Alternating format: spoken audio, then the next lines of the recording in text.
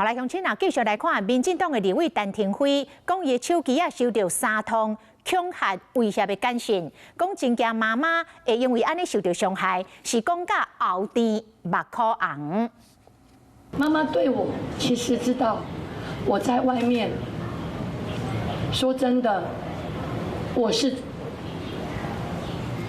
非常冲的人，在立法院我也冲。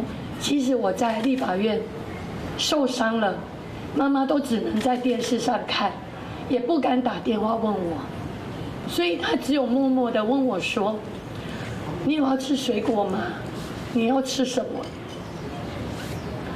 所以我半夜看到这样的简讯，我本身要到台北，我只有担心我妈妈，因为她已经不理性了。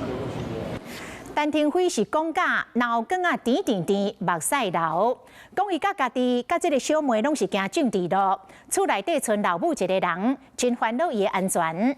伊讲伊透早到警察局报案了后，才入来立法院。啊，外界关心这个恐吓的内容，是毋是甲台南市长的初选有关系？陈廷辉讲，相关的证据已经交予警方，伊就无方便，佮讲伤济咯。Hello， 我是庄慧琪。想要抢先掌握最及时的新闻资讯吗？赶快订阅、按赞、开启小铃铛，锁定华视新闻 YouTube 频道。